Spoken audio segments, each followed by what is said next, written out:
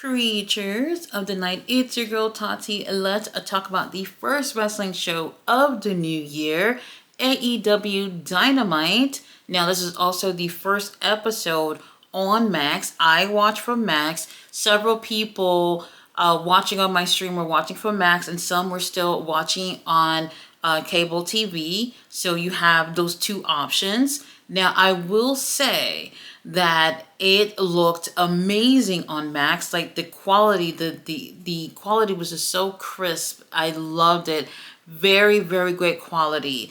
So two things I do have to point out here is that there was no picture in picture for those who are watching on Max. So if you were watching on TV, you were able to see the picture-in-picture, whatever was going on through there. And usually it's not much, but you're still being able to see what's going on with the match. And I honestly thought that we would still have picture-in-picture. Now, my Max account, I don't have any ads, but I still got ads throughout the commercial break. But no picture-in-picture. So that was very interesting, and I didn't like that. At first, I was just like, oh, okay, maybe it's just a little issue for the first one. But throughout the whole show, every commercial break, every time there was picture-in-picture, it was just commercials. So I'm not going to get too much onto that. What I do feel like is that maybe they didn't realize that. I'm not sure. And it's something that by Collision on Saturday, they may end up fixing. However, we started off the show with the new theme song for AEW Dynamite, which is I'm So Excited by the Pointer Sisters. And honestly, I'm not feeling it. It's a great song. But when I think wrestling, sure, I'm excited for wrestling, but I don't think necessarily this song in particular. I do feel like they could have gone with maybe like a rock version of this song or something. To me, I just didn't care for it. Some people probably liked it, but for me, I didn't necessarily like it. We did start off with the Death Riders, who were very upset after that attack from Rated FTR. This was the post-match promo, and apparently they are going to get their hands on the Rated FTR group, obviously, tonight for Dynamite. First match of the night, we had Hangman versus Orange Cassidy. Orange Cassidy, for me, he don't really do it for me, but I really did feel like regardless of what happened here, he's going to end up taking the win. And surprise, surprise, Orange Cassidy actually ends up taking an L with a buckshot lariat. And it was actually a pretty great match. And like I said, the outcome of it was surprising to me. But after the match, we still have a little bit more drama. Now, after this, we do have Hangman, who's just like, you know what? I'm not done with you. Ends up giving Orange Cassidy a post-match beatdown, which we do appreciate, Hangman. Now, the use of security guards come out there, and then Christopher Daniels, who I was just like, why are you out here? You say you're not an EVP anymore. Whatever the situation is, it looks like they're really trying to get Christopher Daniels into some kind of program with Hangman. He does try to stop Hangman, but that's not enough. Hangman ends up, I think, shoving him or something like that onto to the ground and beating his ass up too, and ends up leaving. So I don't know where that's going. I can't necessarily say that I'm interested. After this, we do get a promo from Jay White. Lord have mercy, Jay White. That man is just, some abs are beautiful. Basically saying that Wheeler Yuta was the reason why he didn't win the title on Saturday. He gonna get his hands on him. And he's going to make sure that after he's done with that, he's still going to get his hands on Moxley and that title by winning the match that he's going into later on with Swerve and Roderick Strong. Winner of that match gets to go to the Casino Gauntlet match. Winner of that Casino Gauntlet match goes against Moxley for the world title. Now, after this, we do have the Acclaim back there getting to a little argument about Max Caster accidentally hurting him during Anthony Bowen's match with Chris Jericho on Rampage. And he seems to be in a joking mood about it. And Anthony Bowens is like, bitch, I'm not joking. Like, what the hell happened? And you can see, like, he's annoyed with Max Caster. Now they got to put all the little drama aside because up next they're going against the Hurt Syndicate.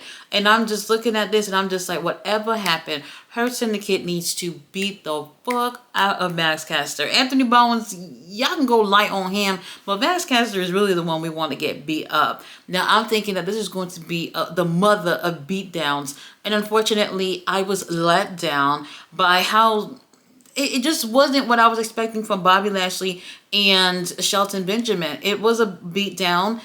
Anthony Bowens kind of got his ass up a little bit, but it was really Max Caster who was in the ring taking most of the beatdown, and which is what I wanted, but not in the way I wanted. Like, sometimes you're just like, more violence would be nice. We would appreciate a little bit more violence. Now, what ended up happening here is Anthony Bowens just decides, you know what, I'm just going to walk the fuck off and leave. And he just leaves Max Caster to get his ass whooped. And the Hurt Syndicate ends up taking the win. Honestly, we can have better things going on for the Hurt Syndicate. But if this is the way that we're going to use to break up the Acclaim, I guess I'll take it. After this, we do have Julia Hart versus Jamie Hayter. We haven't seen our girl Julia since, I think it was April of last year, I think Revolution. And she's back. She's looking good. And she has a pretty decent match with our girl Jamie Hayter. Jamie Hayter, oh my God, that outfit, Lord have mercy. She just looks so amazing. She just, I fucking love this 70s fashion that she's doing. Does it work for me? Not for me. But I love seeing her with these looks. She is turning it out. Love it. However, she doesn't turn it out in this match. Julia Hart ends up taking the win after the referee got distracted because she ends up holding that arrow that she used in one of those vignettes that went through her heart or whatnot. Referee went to go take that away from her, and then here comes Julia Hart with the mist to Jamie Hayter. Which color mist? God knows, because it looked like there was no mist in Jamie Hayter's face for whatever reason. But she ends up taking the win, and I'm cool with that. At least for Julia's first match back. After this, we get a quick little video showing us what happened in terms of the Continental Classic on the pay-per-view. For the finals, Okada did end up retaining the Continental title and winning the Continental Classic. Then we saw Kenny Omega, who made his much-needed return to give him the title. Now, Okada does his little promo. He says he's the best tournament wrestler alive. And a nice try, William Ospreay. And then he goes on to tell Kenny Omega to stay out of his fucking business, bitch. And honestly, you know what? I would love to see Kenny and Okada feuding, yes. But for that title, no. Now after this, we do have CEO in a lovely outfit. Lord have mercy, she really did it. That outfit, the hair, the jewelry, everything was on point. Already in the ring, there's like a red mat for like a red carpet. She has a little table, her little champagne bottle, her little cup and everything.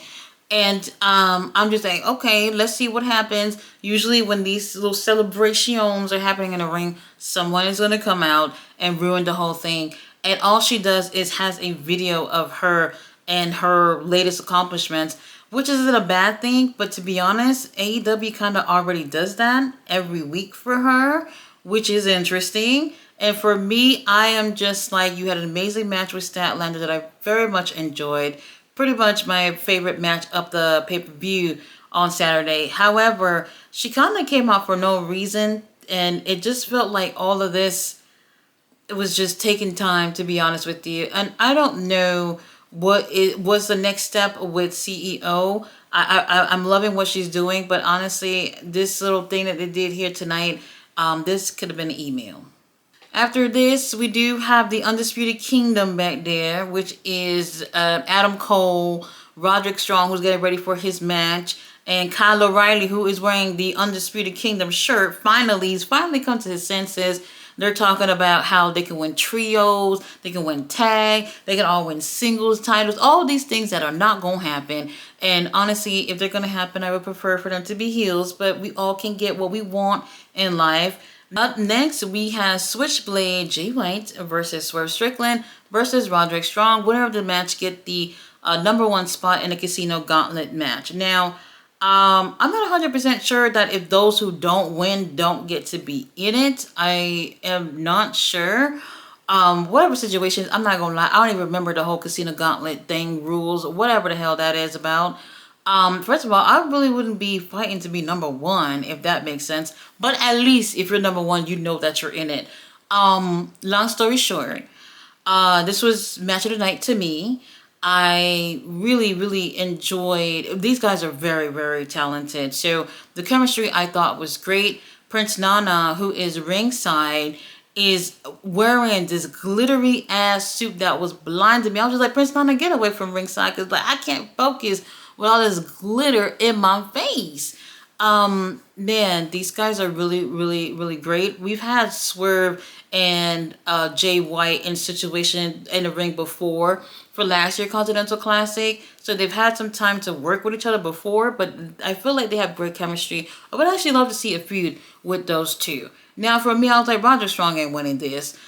It was a toss-up really between Swerve and Jay White, and just when I'm thinking that Swerve probably got this, here comes Ricochet in a baby blue suit, some glasses on, and he ends up having what I call safety scissors and ends up jabbing that shit on Swerve's forehead, and Swerve is down. Prince Nana is just standing there. He unbuttons his jacket, and then I'm just like, all right, Prince Nana, you gonna do something, right? He does nothing. He's just standing there. Boss, get up. Boss, get up. And I'm just like, why don't you get his ass up and bring him back in the ring and see if maybe he can get this W? But unfortunately, that's not the case. Jay White ends up taking the win. Now, Jay White, he ends up leaving because he got nothing to do with this mess that's going on ringside. And here is Ricochet, who's big and bad, who continues on this attack on Swerve. Even goes on to bring a chair into the ring. Swerve is busted open. Blood is everywhere. And I'm just like, okay, Ricochet, I see you. I see you. You know what? I actually do like heel Ricochet. Something about it I'm liking. It took a while for us to get there, but I'm liking it. Strangely enough, it took the Undisputed Kingdom to come out there to save Swerve, which felt very random to me.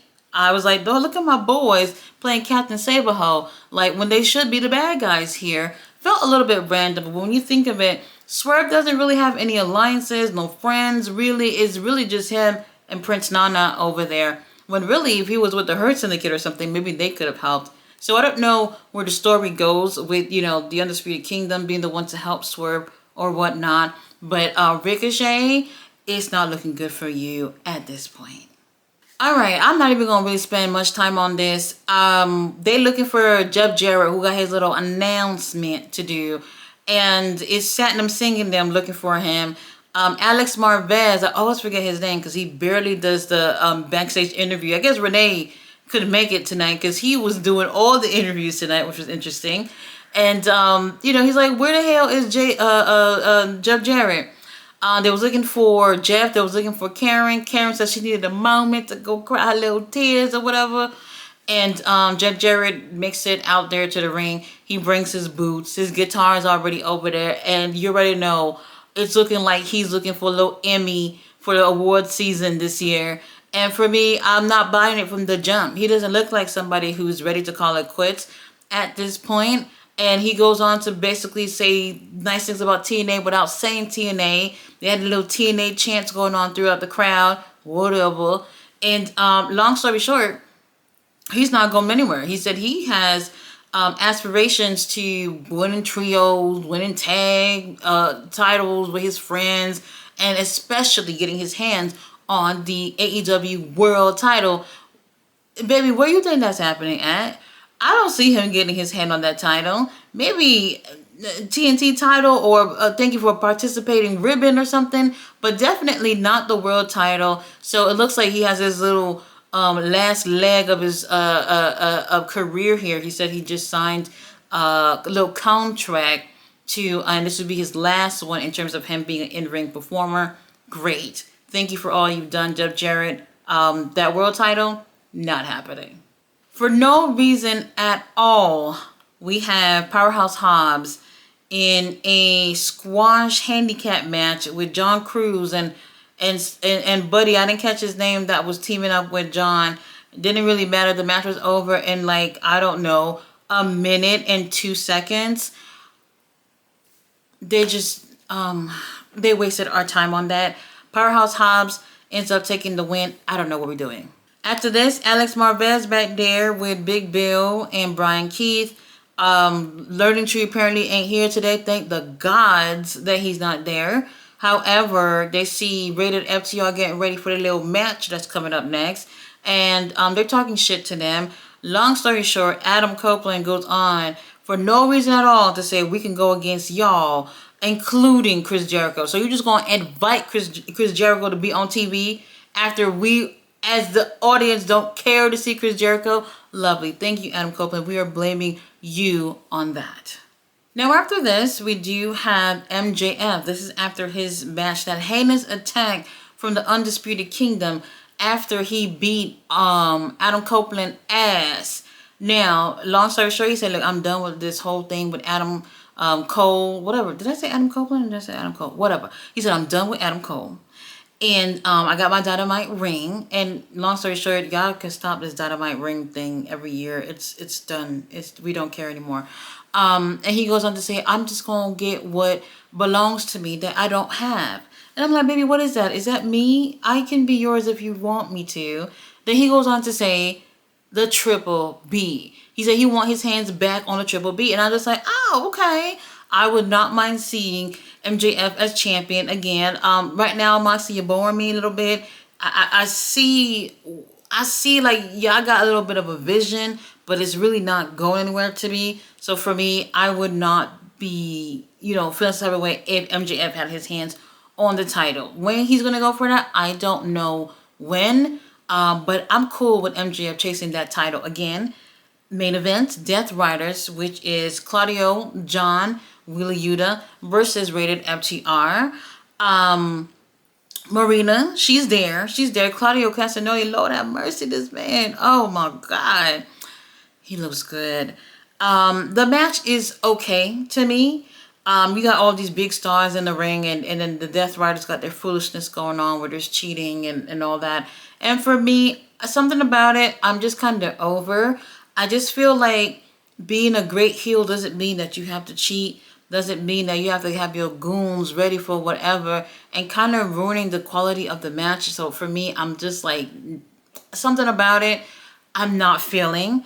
We already knew that Babyface is going to end up taking the win. They obviously had to go through Moxley and Claudio. Really, Willie Yuta, he's just a fall guy. That's all that's about. Willie Yuta, he's handling a little bit of business here and there, but he's the guy that they're going to end up pinning anyway, always. Now, we do get 2 spears. Willie Yuta gets hit by a spear, and I want to say somebody else end up getting hurt too. And to really help make sure that the babyfaces end up taking the win, Jay White, Jay White got up in there and gave Willie Yuta a Blade Runner. What did Willie Yuta do to anybody? Well, you know what?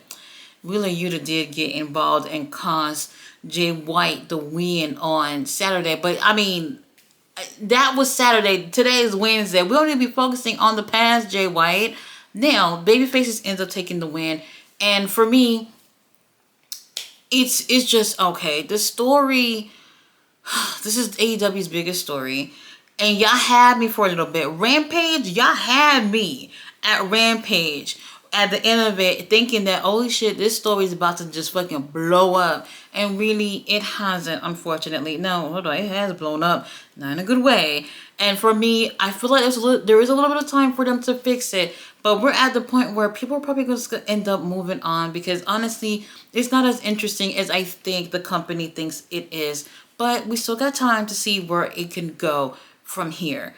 Guys, if you don't have Max, definitely consider at least 1 month of it and see how it goes. They have the AEW library. Well, they only have 2019 shows and pay-per-views, and they also have 2024 shows and pay-per-views. Everything in between, I guess they're going to put in slowly but surely. So there is some AEW content, and that's what you're looking for on Max. And then you watch the shows, the new shows, Collision and Dynamite live, pay-per-views as well. I don't know if there's going to be extra price for the pay-per-views, but we'll find out about that very, very shortly. So definitely check it out, because the quality of the show looks a hell of a lot better than what I've been seeing, at least from the cable standpoint. And the picture-in-picture thing, Tony Khan fixed it by Collision, because that right there makes people feel like they're missing a little part of the show. Guys, thanks so much for watching my review. I'll be back tomorrow with a review on Ring of Honor. Bye.